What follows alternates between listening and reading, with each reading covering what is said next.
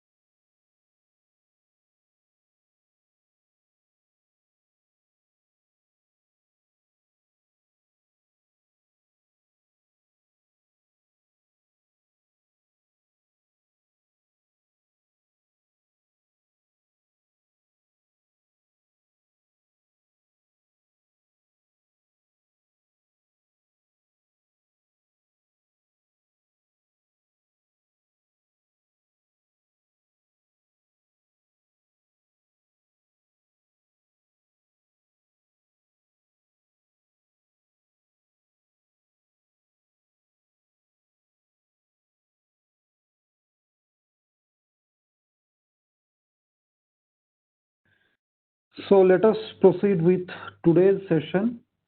So in last session, we have completed first come, first serve, and one of the drawback, or rather I can say the problem with average waiting time, and that was the convoy effect where short processes are behind longer one. That we check. Now, this convoy effect definitely give one hint to us, and that is we should give preference to the shorter processes, and that is what the shortest job first.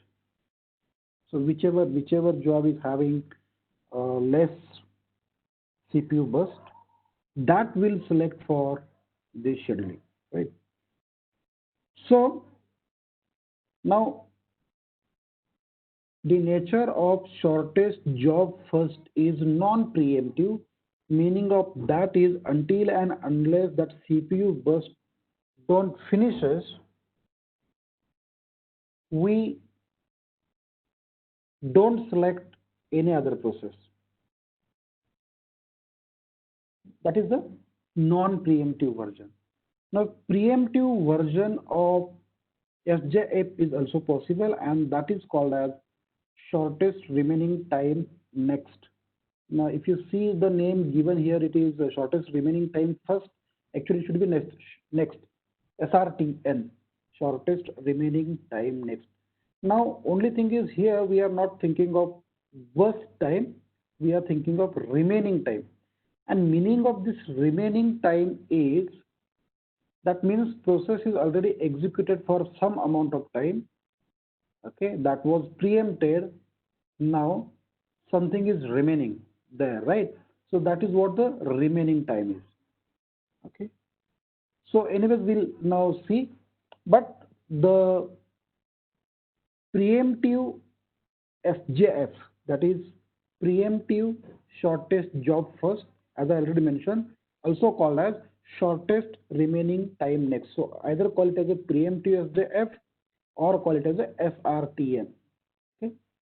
So we'll discuss this case with one of the example. Now see it here. There are four processes, and these processes are denoted by P1, P2, P3, P4. Their arrival time is given here. So this one is the arrival time actually, right? And then burst time for each and every process is also given. So burst time is at the beginning when process is submitted, right? Now, in earlier examples, we considered arrival time is equal to 0 for all the processes, but still we given the order, right? Now, here in this example, now we have a different arrival time for different processes, and burst time is of course there as usual. Now because this is the preemptive version, when the scheduler will be activated. So that part is important. So number one, whenever process finishes its task, operating system has to select next process for execution. So that is one event I can say, like current process is finished. And second case for preemptive is whenever new process arrived, whenever new process becomes ready. So if any other process becomes or enters into the ready queue, that time also the scheduler will be activated. And this is the preemptive version. Okay, so let us have a look at this example. We need to draw the Gantt chart for this also. Okay, so uh, let me select the whiteboard. So for example, if you want to draw it right from beginning, how you'll draw is very simple. I already mentioned this part, and here what we need to do is, first of all, we need to have some sort of timeline first of all, and with this timeline, what we need to do is select the processes which are in the ready queue at that time. Now, in all previous examples, what we considered is arrival time is 0, so we considered all processes are ready.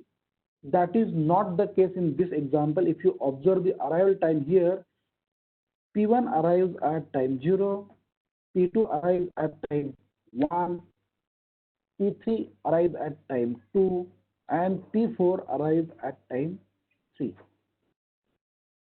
Okay. So for example, if I go to the whiteboard, let us go here, and what we can do is,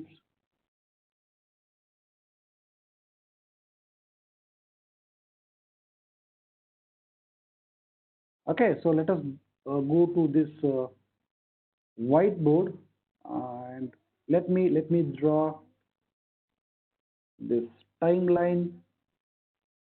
Okay. Now you need to understand first of all the data. Four processes are there: P1, P2, P3, P4. Arrival time is 0, 1, 2, 3, and burst time is 8495.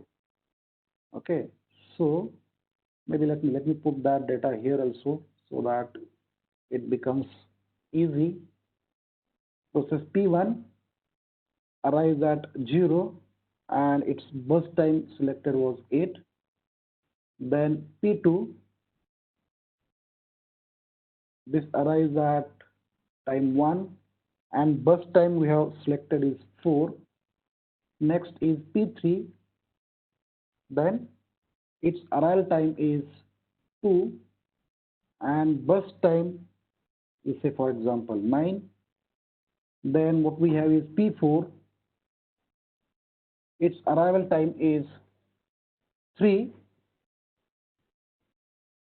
and its CPU burst time is 5. So that is the input data. So first column P1, P2, P3, 4, P4 is name of the process. Next 0, 1, 2, 3, 0, 1, 2, 3, that is something is there. Uh, don't you see P1, P2, P3, P4? On a whiteboard, I have a one line there, and then I written P1, P2, P3, P4. That is first column. Can you see that? Okay, fine, fine, fine. Okay, okay. Because I got the message like it's not visible. So maybe small delay will be there. Is there? Fine. So now, uh, how to solve this is, for example, on this timeline, assume this is time 0. So at time 0, what happens is scheduler will see how many processes are there in the ready queue. So at time 0, there is only one process. See, this is the arrival time. So at time 0, only one process is ready there. So there is no other process available. Only one process is there. So it is very, very obvious thing that P1 will be selected for execution. It's very simple thing, right? Now scheduler activated because there was nothing to execute. So first process is selected. Now maybe at a time 1 here, if you look at here, at time 1 what happened is another process arrived, and that is process P2. This has arrived at time 1, right? So as I already mentioned, because this is a preemptive thing, what will happen is after arrival of new process, like whenever new process become ready, so at time 1 scheduler is activated, right? Now scheduler activated at type 1, but by that time already one process, that is P1, executed for one amount of time. Getting it? So that means the next remaining time I can say is 7. Now this part is very, very important. P1, which was scheduled at time 0, now scheduler activated at time 1. Why it is activated? Very simple reason. It is activated because process P2 became ready to run at time 1, and because this is a preemptive version, again scheduler will be selected. But that time the data available with scheduler is, what is that data? P1 7. Now remember what is 7? What is 7? 7 is remaining CPU burst. Remaining. Why remaining? Because originally it was 8. It was executed for 1 unit of time, and that is the reason the name of this algorithm is shortest remaining time. And we are not saying shortest burst time or shortest job. Definitely shortest job is there, but that is non-preemptive. Because this is a preemptive, we need to see for remaining time, right? So 7, 4, these two processes are there. Obviously, what will happen is P2 will be selected for execution. So P2 is selected here. Again, this will be executed only for 1 unit of time for very simple reason. At time unit 2 here, if you can check, at time unit 2, what happened is P3 is ready, right? So P2, which was scheduled at time 1, already has executed for 1 unit of time. So remaining thing is 3. So at time unit 2, the information available at this scheduler is P1's remaining time is 7, P2's remaining time is 3, and P3's remaining, because it is not scheduled, it is 9 as it is. So it is 9. And P4 is not ready because arrival time is 3.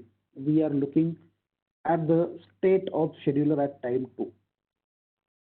So out of 7, 3, and 9, what will be selected is again P2, right?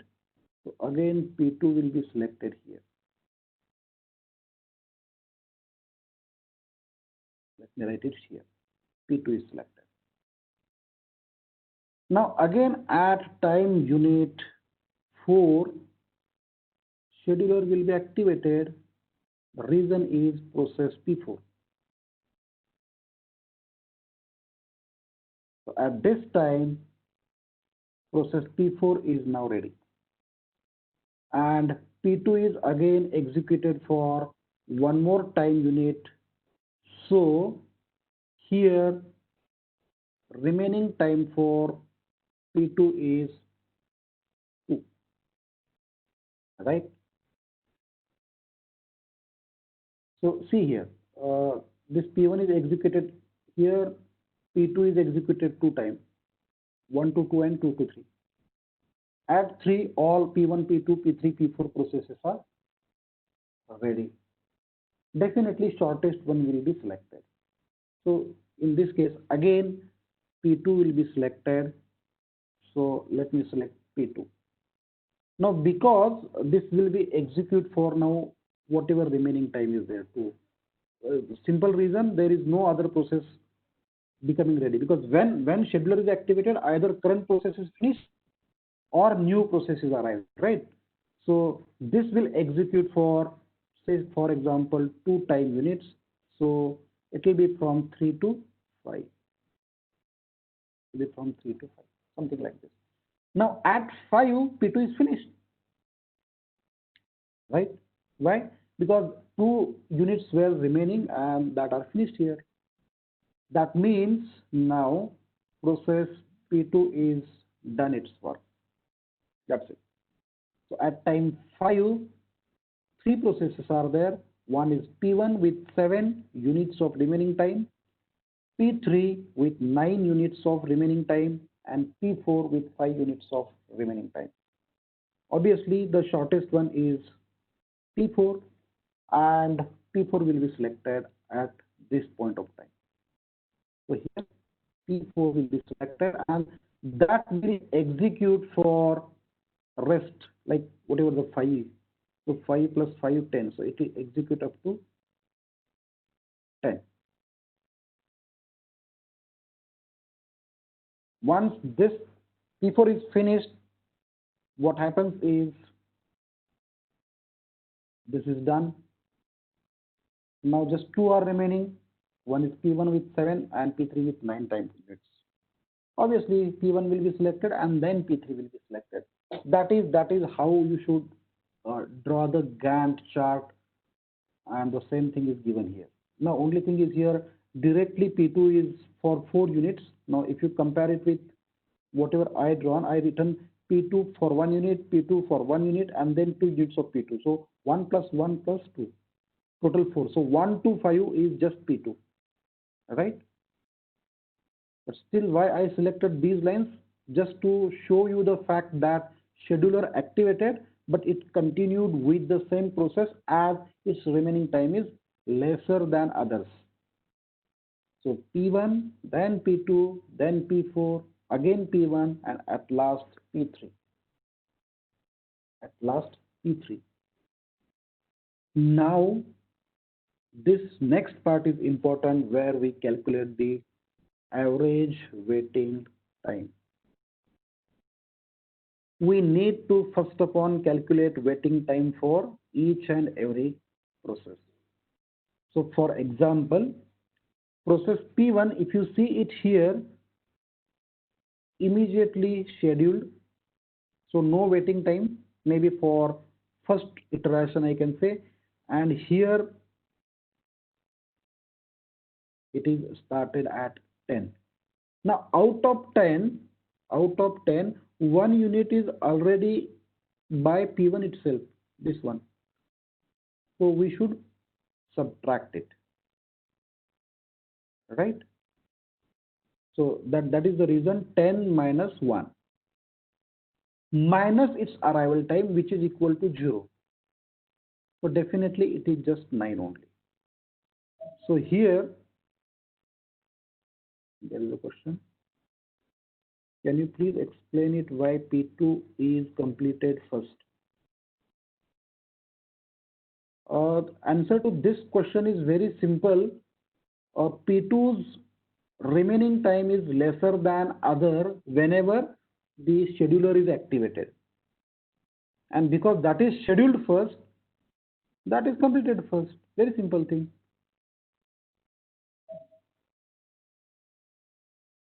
right? So like the same reason at time P1, two processes were ready for execution. At time 1, see here, the arrival time of P1 is 0, arrival time of P2 is 1. So at 1, both are available there, right? This was executed only for one time unit because that time, at time 0, this was the only process available in the ready queue. So P1 is selected, obviously. So that executed one amount of time here, for example, on this Gantt chart. But at time 1, again scheduler activated. Why scheduler activated? Because P1 is still not finished. Why scheduler activated? Because this is the preemptive version, and whenever new process is available, that process is also considered for execution. So out of P1 and P2, P2's remaining time is less, that is 4, whereas P1's remaining time was 7. Even the bus time mention is 8, it is already executed for 1 unit of time. So that becomes 7. So out of 7 and 4, shortest one is 4. So P2 is selected. And that happens, that is the reason why P2 finished first. So P1's waiting time we are calculating. Say P1 is selected here at the time unit 10 and at the time unit 0. So it is executed 1 unit of time. So we should subtract this. So 10 minus 1 gives me 9. 9 minus, I need to subtract the arrival time. And because the arrival time itself is 0, 9 minus 0 is 9. So it is, it's very simple thing. Here what happens is for process P1, the waiting time is 9. Okay. Now let us check for P2. P2 is started its execution at time unit 1. Now you may think like 1 is the waiting time as earlier. That is not true because P2's arrival time is 1. So process arrived at time unit 1 and selected at time unit 1. So actually P2 is not at all waiting. So that gives me like schedule time 1 minus arrival time 1, that gives me 0. So waiting time for P2 is 0. Let us check for P3. P3 is scheduled here at this point and the time is 17 there. Okay. Actually P3 arrived at 2 and scheduled at 17. That means from 2 to 17 it is waiting. So it's simple mathematics, 17 minus 2, that gives me value of say 15. So 15 units of time. Now here they mention millisecond, anyways, whatever the time is there. It's a 15. And for P4, remember P4 is scheduled here at time unit 5. Okay. And it has arrived at 3. So 5 minus 3, that gives me 2. So that is the waiting time for P4. Now do the summation of 1, 2, 3, 4 values and divide it by 4. That is number of processes. So that gives me 9 plus 15 is 24 plus 2, 26. 26 divided by 4. So 26 divided by 4 and that gives me 6.5 milliseconds. So that is the average waiting time for this one. Okay, there is a question from Nikhil. Sir, what if the process has to wait for more than one time? No issues. If process has to wait more than one time, you need to count all the instances. You need to count all the instances. For example, let us assume P1 is not finished here. Let us assume P1 is not finished here, and somewhere here also P1 continues at 26. Then how we'll calculate the waiting time of P1 is very simple thing. Here there is no waiting time because immediately started. Now here at this P1, 10 minus this execution time, that gives me 9. And suppose it executed till 17. Let us assume it executed till 17. So 10 to 17 is 7 units of time. Now again it scheduled at 26. Okay. So what we need to do is 26 minus 1 minus 7. All that stuff is again waiting time. So you think either in this direction, or another way of calculating that is, say, when P2 was executing, P1 was waiting. So it is 1 to 5. So that is 4. When P4 was executing, like 5 to 10, it was waiting. So that gives me 5. So 4, comma 5. Here P1 itself is executing, so no problem. And when P3 is executing, so here when P1 is executing, let us count that as just 0. And when P3 was executing, like 17 to 26, so that is 9 units. So total waiting time is 4 plus 5 plus 9.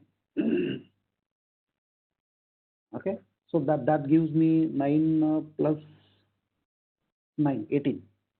So waiting time for that is 18. Okay, any doubt?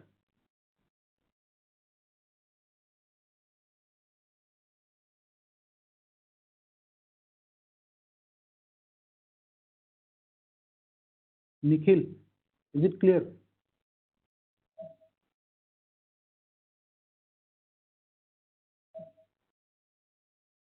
Okay. So see, either way you calculate, absolutely no problem. So it is 4 plus 5, 9 plus 9, 18. Like during this amount of time it is waiting, this amount of time it is waiting. Here actually it is executing, and here it is waiting. Or you select the last one where it was scheduled. That is 26, and you can do the subtraction. So 26 it was scheduled, minus it was executed 1 unit of time here. That is 1, minus here it was executing for 7 units of time. So that gives me, so 26 minus 1 minus 7. So 26 minus 1 is 25, 25 minus 7 is 18. So either do addition of this or do subtraction with last selected. In both ways you will get the same answer, and the waiting time is 18 for process P1. So it is same thing. Similarly, you repeat it for remaining, and then do summation of all waiting time divided by number of processes. Okay, so that is shortest remaining time next. Next scheduling algorithm is priority. Now till now we have FCFS, first come first serve, SJF, shortest job first, SRTN, shortest remaining time next. Now this is priority scheduling. This is the priority scheduling. So with each and every process, there is a priority number, and this is usually the integer, and that has to be selected by the operating system. Like if you think of Linux operating system, you can check the priorities values of different processes with NICE, NICE. NICE is the command there, where you can either check or even you can modify the NICE value. That is the priority value. Now, again, it depends on different operating system, but most of the time, CPU allocates highest priority. So, like for example, if the values are -5 to, say for example, 5. Okay. So total how many values are there? -5 to 5? 11. Because -5 to -1, they are 5. 1 to 5, they are 5, and 0. So 5 plus 5 plus 1. Total 11 values are there. If the number is smallest, that means this is the highest priority, and this one is the lowest priority. So whenever you are looking at the priority number or the integer like this 5, so if there are two processes, one is with value 4 and one is with value 5, according to priority, highest priority, the process with priority number 4 you need to select. So there is always confusion in this, whether the process with priority value 4 will be selected or 5 will be selected. Okay, if the number is smallest, priority is highest. Always remember this. If not, this is the default behavior. Okay, if not, because in most of the exams, like GATE exams also, now they mention this part. Smallest value denotes highest priority, or highest value denotes highest priority. They have to explicitly mention that. Otherwise, like for example, whatever the examples related to this course, we always remember that the smallest integer denotes the highest priority. Okay. Now these algorithms can be again preemptive and non-preemptive. Okay. You may wonder here how priority scheduling will be non-preemptive. Okay, again the same case like with SJF and SRTN. At the time of scheduling, once process is selected, and if it is not terminated, even though highest priority process arrives after scheduling current process, of course, then that becomes the non-preemptive. But whenever new process arrives with highest priority, for which if current process is interrupted, then that is preemptive. The same thing, SJF is non-preemptive, SRTN is preemptive. So priority scheduling can be also implemented with two different versions, preemptive priority scheduling and non-preemptive priority scheduling. Only thing is, see, priority is the basis for selection of next process for execution. That is okay. But when the scheduler is activated, if it is only when current process is finished, then definitely it is non-preemptive. If it is in addition to whenever the process is finished, also whenever new process arrives in the ready queue, then it becomes preemptive priority scheduling. Okay. Now, even in case of SJF also, you think like SJF is also priority scheduling. Only thing is here we are not considering the priority as that integer number. We are just thinking of CPU burst time, and CPU burst time, whatever the examples we saw, that is also integer, no? Even I can say first come first serve, that is also priority. Why? Arrival time, that is also kind of an integer. So we are just thinking of arrival time. Okay. There is question. What is range of small integer? Means for which value it will be large. You mean to say for which value it will be highest? No, it should not be large. Highest priority, right? So it all depends on the operating system. It all depends on the operating system. Now, if I would like to give example of say Linux operating system, in Linux, priority levels are from -20 to +20. So definitely -20 will be the highest one. On most of the Unix, it is -18 to +18. So that will be decided by operating system. Logically, whichever the smallest priority level decided by operating system is there, that will be the highest priority. Now, as I already mentioned, in Linux there is command called as a nice, N-I-C-E. Now, if you go with that, you can reduce the priority of process, specifying nice even while executing also. For example, I want to execute one command called as say calendar. I'll execute something like nice, and then I'll give some nice value, say for example 15, and then cal. Meaning of this is cal will now execute, because anyways cal process will be created, no? So that process will be executed with the priority level, say something like 15. But whenever you want to give value less than 0.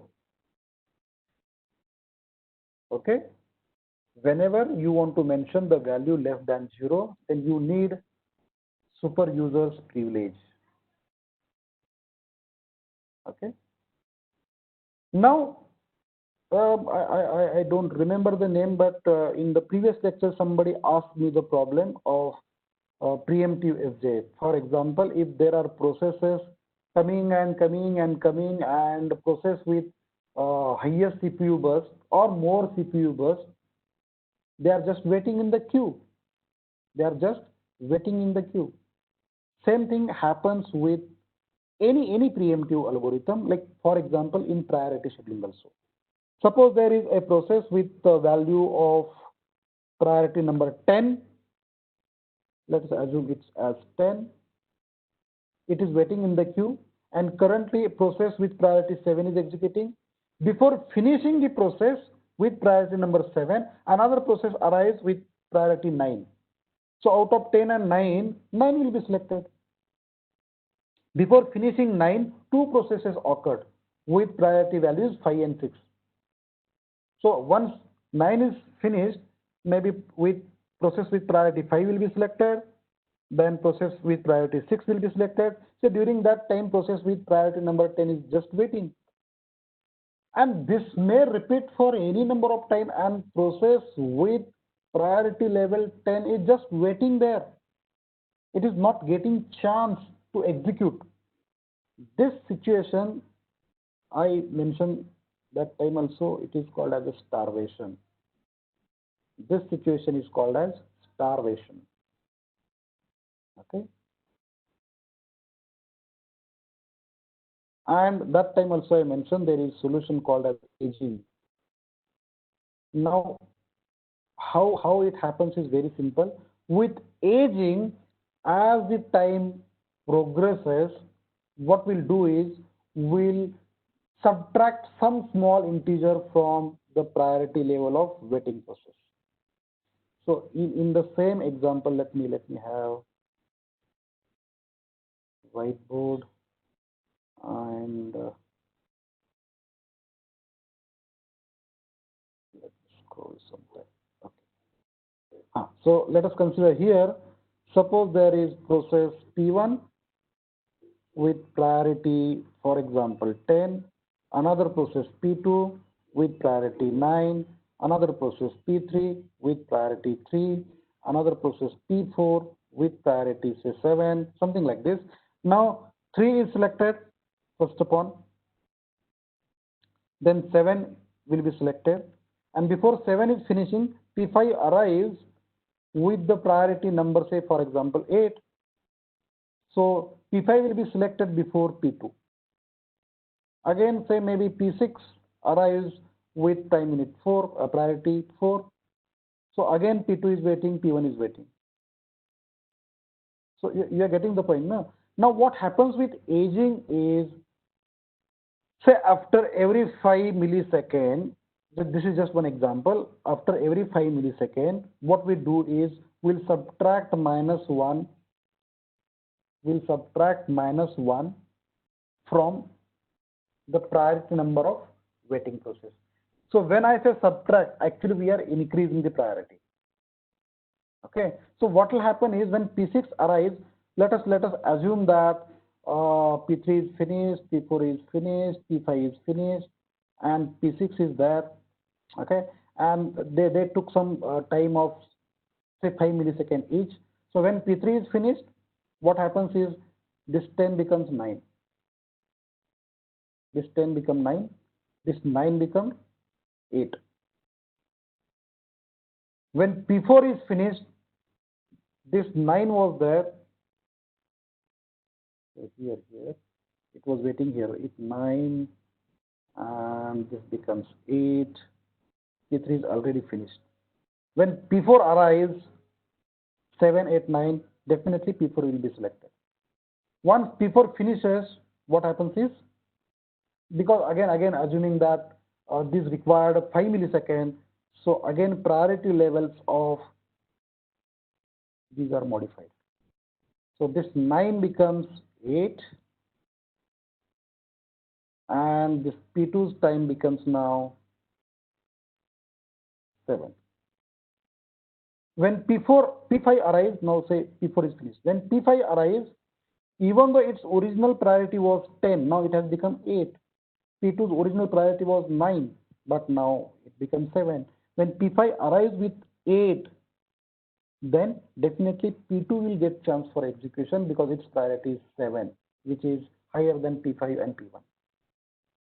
This policy is called as aging. As you spend more time in the waiting queue, you will get more chance for execution because your priority will be increased. So this is the solution. As time progresses, we'll increase the priority of the process by some small fraction maybe. Okay, any doubt in this? Because this was the question asked by somebody last time for shortest job first. This situation is called as starvation and solution is aging. That's it. Right? Fine.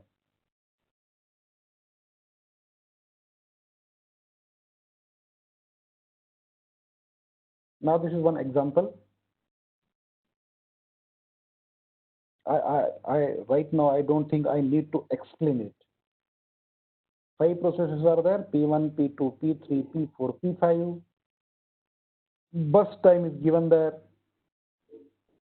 Priorities are given there, and assume that all the processes arrived at time 0. Draw the Gantt chart for priority scheduling. So P1, P2, P3, P4, P5. Highest priority will be this one first upon. So P2 is selected first. Once this is finished, out of remaining 3, 4, 5, 2, 2 is the higher than whose process is P5. P5 will be selected. And the bus time is also given there. Like P2's bus time is just 1, so it is 1 unit of time. P5 it is 5 units, so 1 to 6. At time 6, P2 is finished, P5 is finished. Now remaining are P1, P3, P4. Now lesser is like 3, which is process P1. So P1 will be selected. Bus time is 10, so it will be 6 to 16. Okay, 10 units. That is also finished. Now next is P3 and P4. P3 will be selected, and at last P5 will be selected with 1 unit of time. Now calculate the average waiting time. It should come to 8.2. Do the calculation in 1 minute. In a 1 minute, just do the calculation. So P1's waiting time, as I already mentioned, if the arrival time is 0 for all, so P1 scheduled at 6. So 6 is the waiting time. Let me select text box and I'll put it here. 6. For P2, it is just 0. For P3, it is 16. For P4, it is 18. For P5, it is just 1.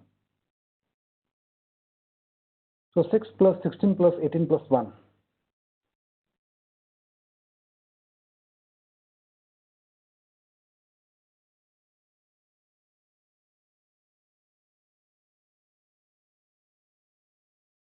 $35 divided by 5. No, it's not 35. 41. 41 divided by 5. That gives me 8.2. Okay, there is one question. What will happen when process 1 and process 4 have same priority and burst time is different? Okay, okay. Let me repeat the question. The question is from Priyanka. She says, what will happen when two processes or two or more processes, for example, now she mentioned process P1 and P4 have the same priority and burst time is different. Anyways, burst time is not at all selected here first of all. That is just in the SJF or SRTN. Here we think of priority. Definitely this could happen and actually it happens. Can anybody suggest me the solution for this? And the same problem may happen with SJF also, SRTN also.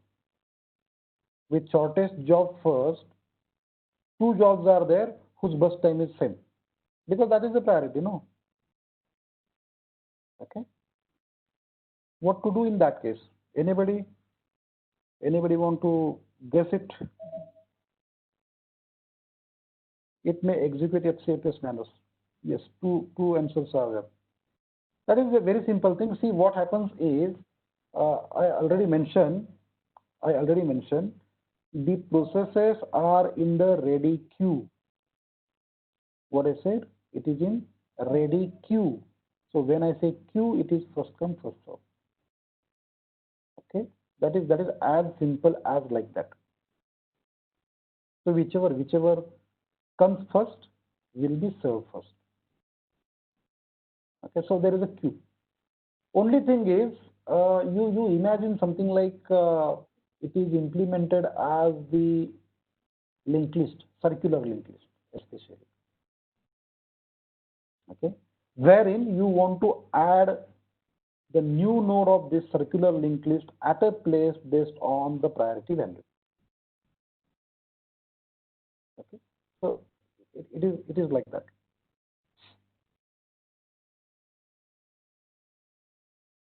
Now next algorithm is round robin. I already explained this, but see here,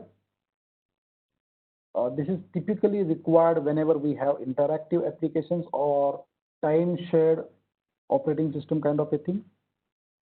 Okay, execution of this is again very simple. Each and every process gets a small unit of CPU time. Remember, it is a small unit of CPU time. CPU is not allocated to the process till its end. No, some amount of time is given there. And this time is called as a time quantum or time slice. Okay, this time, whatever the CPU time, maybe it is 10 millisecond, 20 millisecond, whatever the time is decided by the operating system. Okay, usually it is between 10 to 100 milliseconds, but whatever it is decided by the designers of operating system, there is a time quantum. Let us call that as a Q. Okay, so if there are 5 processes, P1, P2, P3, P4, P5, as I mentioned, there will be circular linked list irrespective of what is the CPU burst. It will select first upon P1 for Q time units, that is a time quantum. Once that is expired, it will select next process, P2, P3, then P4, then P5. Once P5 is there, time quantum is finished, it will go come back to P1, P2, P3, P4. It is a circular fashion. This algorithm is round robin algorithm. So if there are n processes in the ready queue, the time quantum is Q that we decided, then each process gets 1 divided by n of the CPU time in the chunks of at most Q time units at once. It's a very simple thing actually, right? If n processes are there, it is 1 by. If 2 processes are there, I can say 50-50, right? So 50% of the time P1 is executed and 50% of the time P2. So that becomes 1 by 2. That is what 50 is. If 4 processes are there, 1 by 4.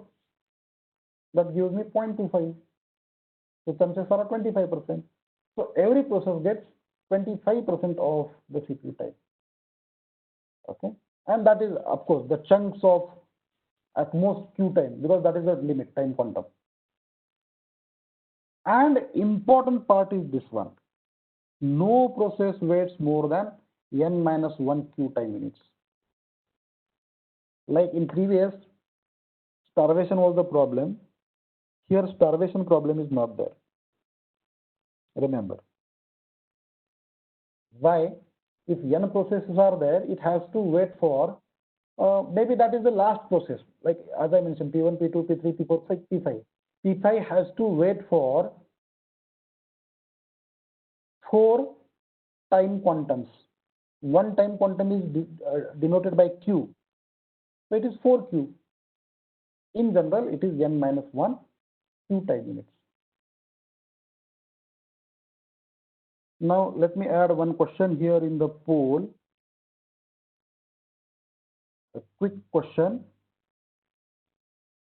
The question is, round robin is what type of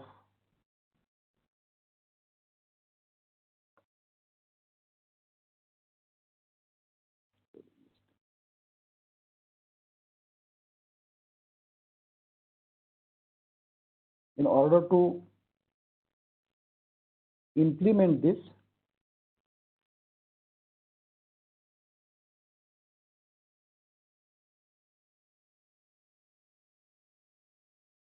yes, respond to this question. The nature of round robin implementation is preemptive, non-preemptive, or it can be implemented like both.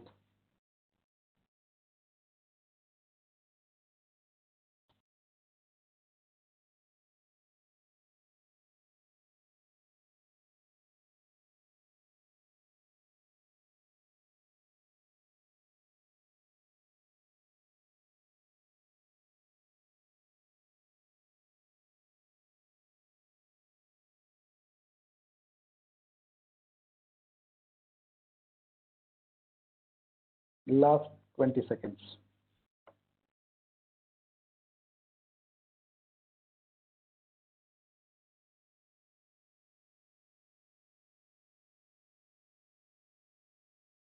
Still 30 participants are there or not responded.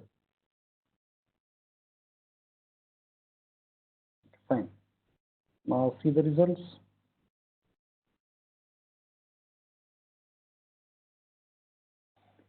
Yes, the correct answer is A. The nature of round robin is preemptive, because the time quantum is finished. Whether that process is finished or not, scheduler will don't bother about it. It will simply interrupt the currently executing process and it will select the next process in turn. Now, if you are saying both, I don't know how to implement both versions, because non-preemptive nature is difficult for this. It's not possible. Because if there is a fixed time quantum, and say for example time quantum is 3 units and process needs CPU burst time of 8, so what will happen?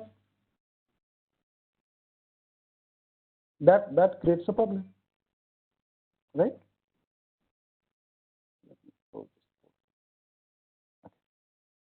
Now timer interrupts every quantum to schedule next process. It will not look for whether the process is arrived or finished. Anyways, one alarm kind of a thing is required, okay, which will interrupt the scheduler after that time quantum Q. Okay.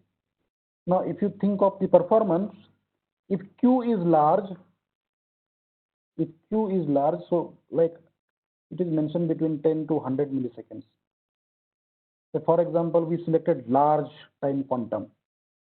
Then the problem is, it is exactly same like first in, first out.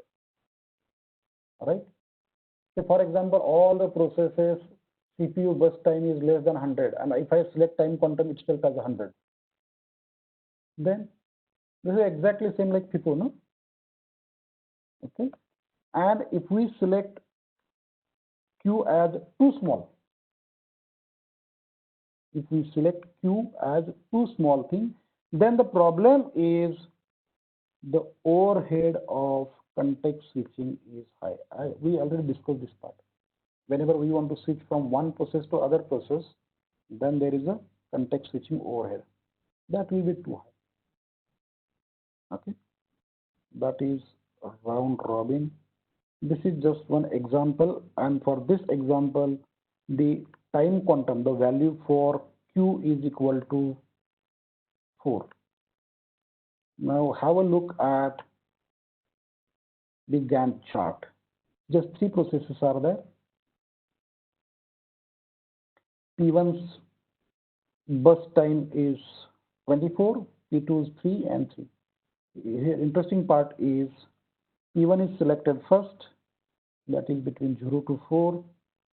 Then P2 is selected, but remember this is not for time quantum, it is just for 3 time units because the CPU burst time is 3.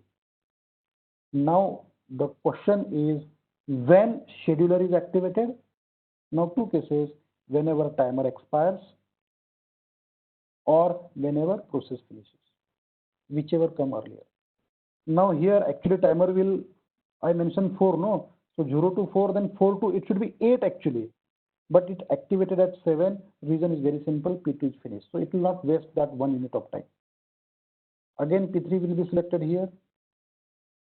And after that, P2 is finished, P3 is finished, and just P1 will continue till its end. Definitely, if it is 24, you divide 24 by 4. So 6 units of times we need. So 1, 2, 3, 4, 5, and 6. Okay. Now, if you think of the turnaround time, average, of course, this is definitely more than SJF, but as I mentioned, round robin is well known for its quick response time. And this is really required whenever you have interactive users. So time sharing system mainly makes use of round robin scheduling algorithm. Okay. So RR is known for its quick response time for interactive applications. That is the application for R. Q should be large compared to context switch time. Otherwise, we are wasting time in just context switching and not actually executing. Okay, and this is Q is usually between 10 millisecond to 100 millisecond, where considering context switch time is less than 10 microseconds. Okay, so these are the few considerations actually. So I think it is already 11. So what I'll do is we'll stop here today. Okay, example we'll see in next session.